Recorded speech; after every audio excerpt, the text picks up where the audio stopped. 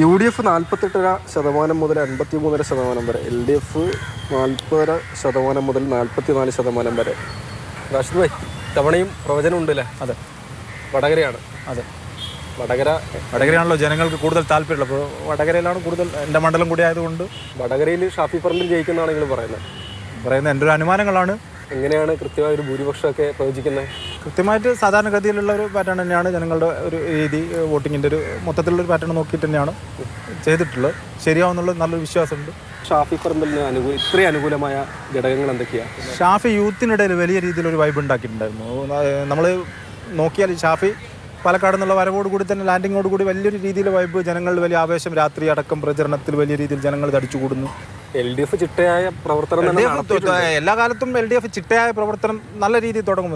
ഒരു കണക്കിന് വടകരയെ സംബന്ധിച്ച് നമ്മൾ പറയുകയാണെങ്കിൽ LDF അടുത്ത തെരഞ്ഞെടുപ്പിലെങ്കിലും കോൺഗ്രസിന്റെ സ്ഥാനാർത്ഥി വന്നതിന് ശേഷം സ്ഥാനാർത്ഥി പ്രഖ്യാപിക്കുകയാണെങ്കിൽ കുറച്ചുകൂടി എഡ്ജ് കിട്ടും. മറ്റ് മണ്ഡലങ്ങളിൽ ഇല്ലാത്ത പല കാര്യങ്ങളും സജീവ ചർച്ചയായി. വ്യക്തി അധിക്ഷേപ ചർച്ചകൾ, പാനൂർ ബോംബ് സ്ഫോടനം, ഇതൊക്കെ വോട്ടർമാരെ സ്വാധീനിച്ചിട്ടുണ്ടോ? ആ ബോംബിൻ്റെ ഇരയും പ്രതിയും എല്ലാം ഒരേ രാഷ്ട്രീയത്തിൻ്റെ ഒരേ ഏരിയയിൽ വരുമ്പോൾ അതിലൊരു വോട്ടിൻ്റെ ഫാക്ടർ വലിയ രീതിയിൽ കാണില്ല. കഴിഞ്ഞ തവണ 82% അതിന് മുകളിലായിരുന്നു പോളിംഗ്. ഇത്തവണ അത് കുറവാണ്. ഈ പോളിംഗ് കുറഞ്ഞത് എങ്ങനെയാണ്? പോളിംഗ് കുറഞ്ഞെന്നുള്ളത് ആ പെർസെൻറ്റേജിലാണ്. വോട്ടെണ്ണത്തിൽ കഴിഞ്ഞ പ്രാവശ്യത്തേക്കാണ് വോട്ട് കൂടിയിട്ടുണ്ട്. പോളിംഗ് കുറഞ്ഞതൊന്നും പോളിംഗ് കുറഞ്ഞത് വലിയ സീനല്ല എന്നുള്ളതാണ് എനിക്ക് തോന്നുന്നത്. കഴിഞ്ഞ തവണ പിണറായി സർക്കാർ തന്നെ വീണ്ടും അധികാരത്തിൽ വരുന്നതായിരുന്നു പ്രവചനമല്ല വിലയിരുത്തല്. പിന്നെ കർണാടകയിലായാലും മറ്റ് സംസ്ഥാനങ്ങളിലെ തിരഞ്ഞെടുപ്പുകളൊക്കെ കൃത്യമായിട്ടാണ് പറഞ്ഞത്. അപ്പോൾ അതിങ്ങനെ ഒരു ഉത്തരവാദിത്വം കൂടി ഇല്ല ഇതിൽ? ഉത്തരവാദിത്വമുണ്ട്.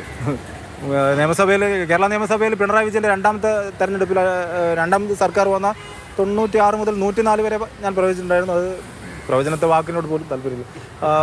99 സീറ്റിലാണ് സർക്കാർ വന്നത്. വിലയിരുത്തലാണ്. അതിനനുസരിച്ചൊരു ഗ്രാഫ് ഇടുന്നുള്ളൂ. ഇതിപ്പോൾ വടകര മാത്രമേ പ്രവചിച്ച് കാണുന്നുള്ളൂ. ബാക്കി 19 മണ്ഡലങ്ങളുണ്ടല്ലോ, അവരെ കുറിച്ചൊന്നും പറയാനില്ല.